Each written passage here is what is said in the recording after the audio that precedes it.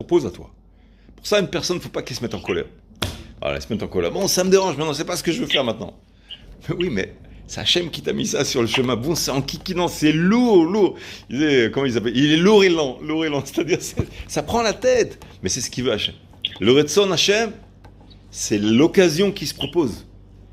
D'accord? Pour les appâts aussi. Parfois quelque chose de négatif. C'est pas forcément le positif. Le négatif aussi. Une proposition négative, quelque chose, une tentation. Il faut savoir comment éviter ces choses-là.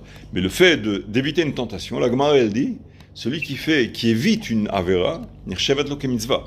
Et c'est pas évident ça, parce qu'une mitzvah négative, ça n'a rien à voir avec le positif. Celui qui évite une négative, bon, il évite la punition.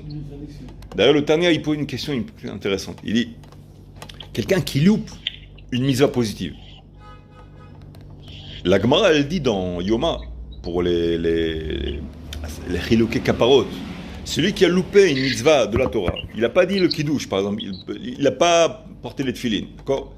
Lozaz Mekan ou Setchouva, Lozaz Mekan Atche Hashem Chalo, ça veut dire quoi? C'est pas qu'il reçoit une lettre, c'est que automatiquement Chazal ils disent, il fait tchouva, il est pardonné, d'accord? Mais il a loupé une mitzvah de la Torah, c'est grave. Et tandis qu'une mitzvah de l'Ota'ase, qu'il a enfreint une mitzvah de l'Ota'ase, là par contre ça commence à l'estaber. Il doit attendre Yom Kippour éventuellement. Parfois Yom Kippour, si ça arrive le Hashem, ça suffit pas. Parfois c'est que la mort, wow, c'est tisbochet. Tu comprends? Tania il pose la question, pourquoi mitzvah négative, c'est beaucoup plus difficile à expier que le bitul mitzvah tassé, ne pas avoir accompli une mitzvah positive. Qu'est-ce qu'il répond Tania? Il dit dans Yigret HaTshuva, il dit, la mitzvah positive, elle donne une grande lumière positive qu'on ne pourra jamais la remplacer. C'est-à-dire, il y a deux vecteurs, deux composantes. Celui qui loupe une mitzvah négative, volontairement ou pas volontairement, d'accord?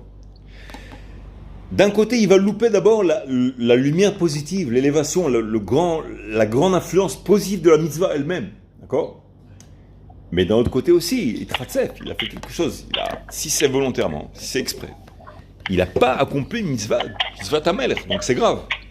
Mais le Tanya a dit le fait qu'il ait un manque qu'il ne pourra jamais combler de la mitzvah positive qu'il a loupée, c'est déjà en soi une punition tellement immense que c'est pas la peine de le punir plus que ça.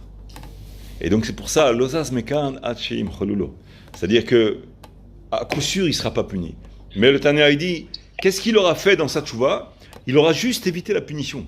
Il n'aura pas comblé la lacune de la lumière positive qu'il a loupée. Et c'est ça la punition.